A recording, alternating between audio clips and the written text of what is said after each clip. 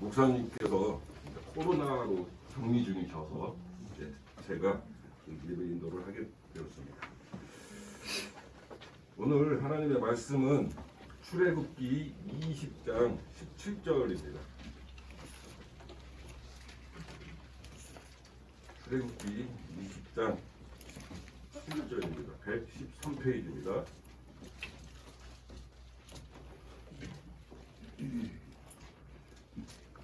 다 같이 한 목소리로 합독하시겠습니다. 내 이웃의 탐내지 말라. 내 이웃 사람이나 그의 남종이나 그의 여종이나 그의 소나 그의 아이나 물론 내 이웃의 소유를 탐내지 말라. 네, 여기 본문에서 굉장히 유명한 히브리어가 나옵니다. 하마드, 그게 뭐냐면 탐욕, 탐내다입니다. 이 하마드, 이 단어는 탐욕에 사로잡힌 나의 내적 상태를 말하고 있어요. 굉장히 무서운 동사입니다. 말도 하지 않았고 취하지도 않고 액션도 하지 않았는데 단지 마음만 먹고 있는데 그것을 죄라고 분명히 말하고 있습니다. 오늘 본문 그 10번째 계명의 의미는 밖으로 드러내지 않는 마음속으로 품은 탐욕은 죄라는 의미입니다. 이렇게 하나님께서 직접 주신 계명뿐만이 아니라 성경 전체에서 일관되게 탐심은 악의 근원이고 악의 뿌리고 죄라고 말하고 있는 게 아니라 규정을 합니다. 그러면 탐심의 결과는 어떻게 되나요? 잘 알고 계시잖아요. 멸망입니다. 그게 야고보서 1장 14절에서 15절 말씀입니다. 이 말씀을 저기 주영이가 한번 읽어주시겠습니다. 1장 14절에서도 15절. 오직 각 사람이 시험을 받는 것은 자기 욕심에 끌려 미혹됨이니 욕심이 잉태한즉 죄를 낳고 죄가 장성한즉 사망을 낳느니라. 네, 욕심을 내 안에 잉태하면 결국 죄라는 자식을 낳고 그 죄가 장성하면 결국 사망을 낳게 됩니다. 그거 다 잘 알고 계시니까 오늘 설교 여기서 마쳐도 될 것 같습니다. 인간은 자기 자신을 말하지 않고 감추고 있으면 어느 누구든지 속일 수 있어요. 어느 누구든지. 그러나 하나님은 절대 속일 수가 없습니다. 절대 속일 수가 없습니다. 그 말씀이 예레미야 17장 9절에서 10절을 다시 그 주영군이 읽어주시겠습니다. 예레미야 17장 9절에서부터 10절입니다. 만물보다 거짓되고 심히 부패한 것은 마음이라. 누가 능히 이를 알리오마는 나 여호와는 심장을 살피며 태부를 시험하고 각각 그의 행위와 그의 행실대로 보응하나니. 네. 심히 부패한 것은 사람의 마음이라. 하나님은 그 마음의 심장과 자기 중심을 읽어보신다라고 성경에서는 말하고 있습니다. 그러면 오늘 본문에서는 무엇을 탐내지 말라고 하냐면 한 개는 집입니다. 집은 이웃의 모든 것을 총칭하는 단어입니다. 집이. 그리고 아내, 남종, 여종, 나귀, 소 이렇게 있는데 이것들의 특징이 뭐냐면 생명이 있는 것들입니다. 그리고 그 다음에 하반절을 읽어보면 소유, 즉 물건입니다. 처음에 생명이 있는 소유물 중에 대표적인 것이 뭐냐면 아내입니다. 와이프입니다. 구약에서 그 아내를 어떻게 정의하고 있냐면 전도서 9장 9절을 보면은 그 옆에 있는 우리 현우 청년이 읽어주세요. 전도서 9장 9절입니다.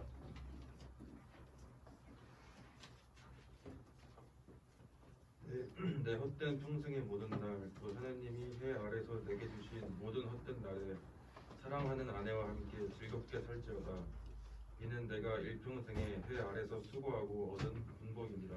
네. 구약에서는 아내를 어떻게 정의를 하냐면 한평생을 피땀 흘려 얻을 수 있는 것이 아내라는 겁니다. 하루 일당이 제가 옛날에 볼 때는 7, 8만 원? 그럼 그게 주급이 되면 얼마죠? 7, 6에 42.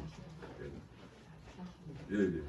그럼 그게 월급으로 따지면은 예, 어떻게 되겠죠? 그러면 그게 예. 1년으로 따지면 연봉이 되고 그럼 평생을 봉급을 타는 건 뭐라고 그러죠? 평생 봉급을 연금은 아니고 그래서 제가 말하는데 평봉이라고 딱 치면 자기 와이프 아내는 예, 평봉을 가압을 하여 하나님께서 미리 주신 것입니다. 그걸 우리 예, 남자분들이 알고 계셔야 되는데 예. 그리고 두 번째 하반절은 소유, 즉 물질이라는 이야기인데 탐내지 말라는 헬라어로 플레오넥시아라고 하는데 이 말은 더 많이 갖는 것, 더 많이 갖는 것을 말하고 있습니다. 헬라 사람이나 그리스 사람들은 남의 것을 유난히 갖고 싶어하는 욕심이 많은 사람이라 할 때 플레오넥시아라는 표현을 씁니다. 이게 한국말로는 욕심쟁이, 몰두. 저희 아버지가 가장 듣기 싫어하는 말이 몰두. 제가 이거 빨고 하셔도 되는데. 예? 이거 빨고 하셔도 된다. 혹시나 마겠다. 잘 안 들리나요? 아, 틀리긴 하는데요. 예. 그거 빨고 하세요. 네. 하여튼 한국말 중에 욕심쟁이나 놀부라는 게 가장 비슷할 것 같습니다. 신약 성서에 보면은 종종 플레오넥시아라는 표현이 종종 나옵니다. 그게 마가복음 다 같이 찾아보시겠습니다. 마가복음 7장 20절에서 23절 말씀입니다.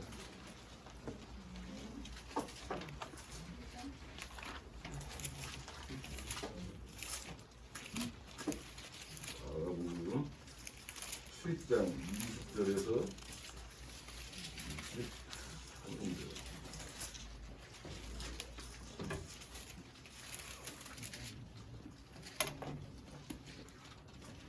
다 같이 한 목소리로 합독하시겠습니다. 또 이르시되 사람에게서 나오는 것이 사람을 더럽게 합니다.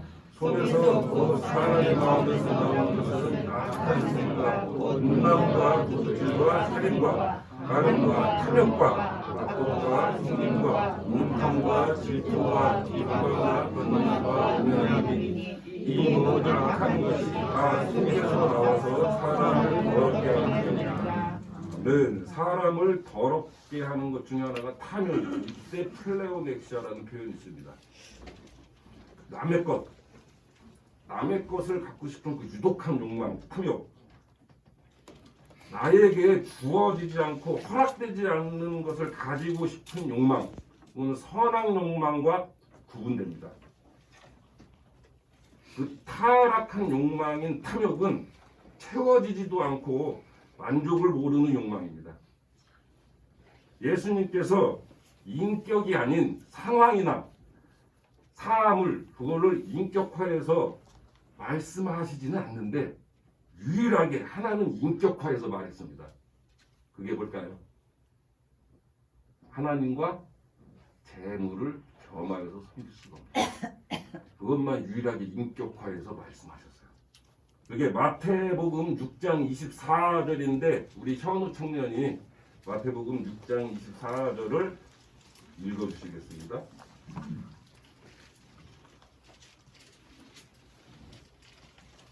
한 사람이 두 주인을 숨기지 못할 것이니 혹 이를 미워하며 저를 사랑하거나 혹 이를 경히 여기며 저를 경히 여기니라. 너희가 하나님과 재물을 겸하여 숨기지 못하느니라. 아멘. 하나님 테오스. 그리고 또 하나는 재물. 이게 아람어로 마모나입니다. 마모나. 그것이 뭐냐면 만몬입니다. 만몬. 마모니즘, 뭐 물질 만능주의, 바알신 중 한 개입니다. 그 당시 시대에도 만몬이 하나님급으로 올라갔습니다. 그 만몬 재물이 하나님과 동등 비교가 되고 있습니다. 이게 신약 시대에 예수님께서 하신 말씀인데 오늘날 무섭게 적중하고 있습니다. 물질이 신이 되어버린 이 시대에 아주 중요하고 꼭 필요한 말씀입니다. 만몬은 신약 시대뿐만이 아니라 오늘날에도 하나님과 견주고 대적하는 유일한 신이 되어버렸습니다. 3000년 전의 신이. 물질이라는 것이 인간이 만들어 놓은 것인데 이것이 어떻게 보면 오늘날에는 하나님보다 앞서고 또 인간 삶의 중심이 되어 있고 또 그 만몬이 우리에게 요구하는 시대가 되어 있습니다. 그 물질이 우리에게 무릎 꿇기를 원하고 또 물질이 우리를 사로잡아서 물질이 인간에게 숭배를 요구하는 아주 씁쓸한 시대에 우리는 살고 있습니다. 이것이 어려운 말로 실제하지 않는 것인데 그게 실제가 되어버렸습니다. 그래서 오늘날에 큰 문제가 되고 있습니다. 멀리서 찾을 필요 없습니다. 우리 주위에 특히 탐욕의 죄에 무감각해지고 물들어버리는 크리스찬들을 굉장히 쉽게 볼 수 있습니다. 하나님이 주신 것이 물질인데 그 물질이 신이 되어버린 지금 현실을 믿는 사람들은 성숙한 기독교인이라고 하는 사람들은 아주 무겁고 무섭고 매서운 눈으로 바라봐야 됩니다. 요즘 물질이 주는 힘은 있는 사람에게 가진 자에게는 경제적인 힘을 주고 또 가진 자에게는 사회적인 힘과 정치적인 힘을 줍니다. 또 물질이 그 사람의 인격도 줍니다. 또 성공 척도가 됩니다. 지금 이 시대에 성공 척도는 연봉 순위로 매겨진다는 것은 20, 30년 전부터 그래왔습니다. 인간의 가치가 연봉 순위로 매겨지고 있습니다. 심지어는 교회에서 헌금으로도 그 사람의 신앙심을 판단하곤 합니다. 더 무서운 것은 물질로도 직분도 할 수 있습니다. 종종 보실 수가 있을 것입니다. 이렇게 물질이 없으면 힘을 쓸 수 없는 사회가 된 것입니다. 이것이 오늘날 만몬, 바알, 물질에게 무릎을 꿇는다는 겁니다. 예수님은 그러한 세태에 대하여 아주 단호하게 말씀하셨습니다. 그게 누가복음 12장 15절입니다. 오늘 다 같이 한번 보시겠습니다. 누가복음 12장 15절입니다.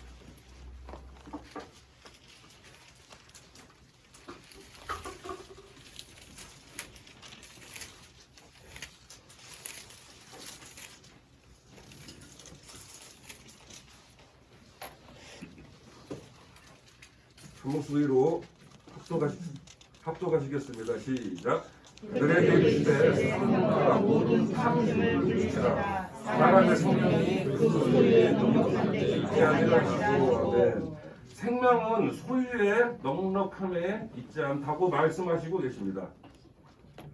오늘날 사람의 가치를 인격이나 성품으로 보지 않고 물질로 보는 이 시대에 예수님은 물질보다는 생명의 가치를 우선시하는 예수님의 말씀을 볼 수가 있습니다.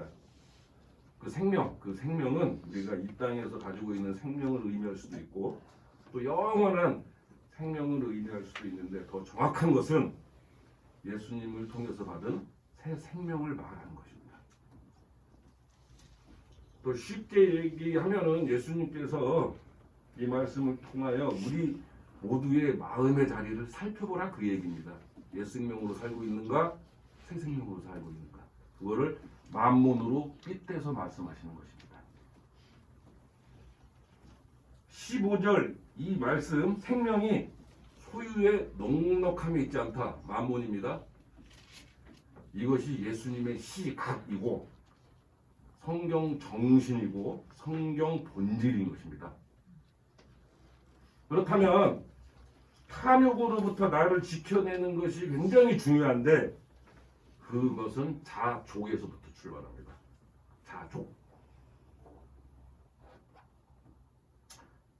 왜 십계명과 성경 전체에서 마음을 얘기하고 있냐면 인간의 탐욕은 마음속에 자리 잡은 마음속에 있는 죄성에서 나옵니다. 내 의지와는 무관한 거예요.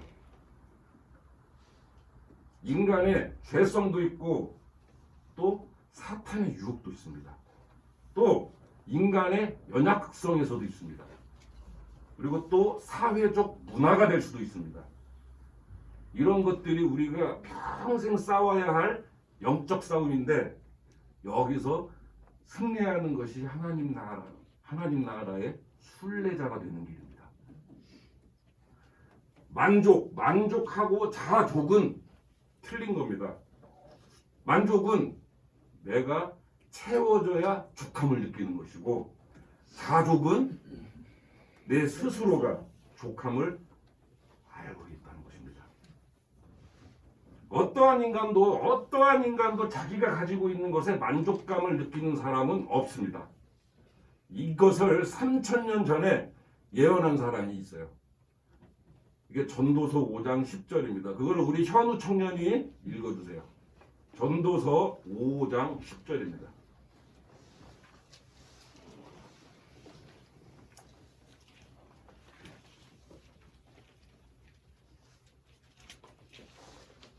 은을 사랑하는 자는 은으로 만족함이 없고 풍부를 사랑하는 자는 소득으로 만족함이 없나니 그것도 헛되더라.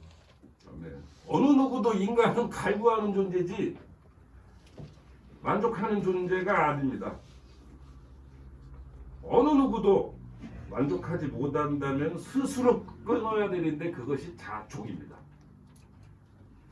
조금 더 성경적으로 말하면 내 자신이 만족하는 것이 아니라 하나님께서 내게 주신 것을 만족하는 것이 성경적인 자족입니다. 아멘. 하나님은 우리의 욕망을 채워주시는 분이 아니고 또 하나님은 우리의 욕심 채워주시는 분이 아닙니다. 하나님은 우리의 필요를 채워주시는 분입니다. 아멘. 내가 그토록 갖고 싶어 했던 것이 헛된 탐욕과 탐심이라는 것을 깨닫게 되면 그것을 미련 없이 내려놓는 게 체념입니다. 이 체념은 약한 말이 아니에요. 이 체념은 상황과 그 사물의 깊은 깨달음 끝에 본인이 스스로 결정하는 겁니다.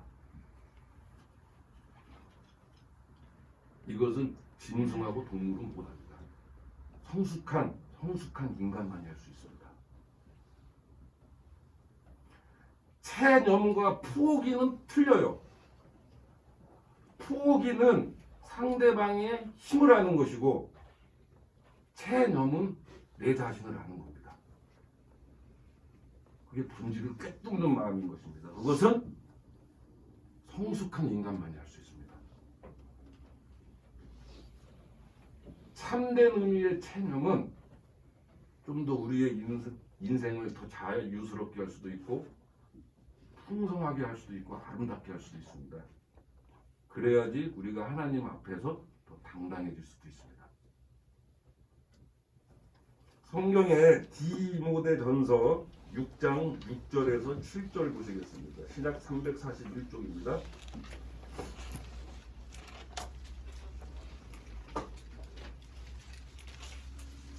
장 6절에서 7절입니다. 신약 341쪽입니다.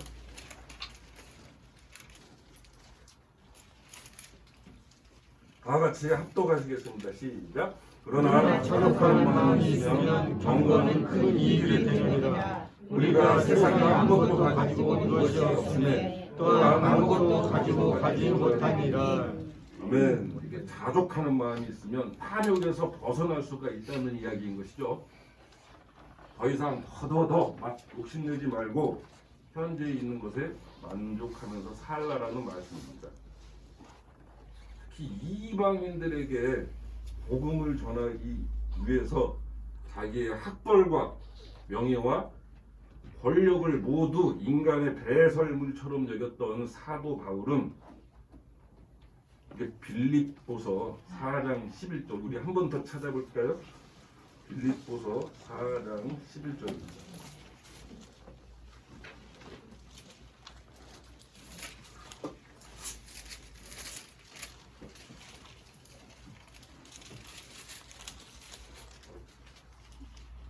다 같이 한 목소리로 합독하시겠습니다. 시작. 내가 궁핍함으로 나아가는 것이 아니라 어떠한 형편에든지 나는 자족하기를 배웠노니.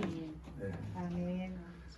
어떠한 형편에 서 있든지 나는 자족하기를 배웠다라고 고백을 합니다. 부족해도 족할 수 있는 이유는 13절에 보면 나옵니다. 13절에 한 목소리로 합독하시겠습니다. 시작. 내게 능력 주시는 자 안에서 내가 모든 것을 할 수 있느니라. 네, 그 사실을 바울이 알고 있었습니다. 그럼 그 능력 주시는 자가 그분은 어떤 분이죠?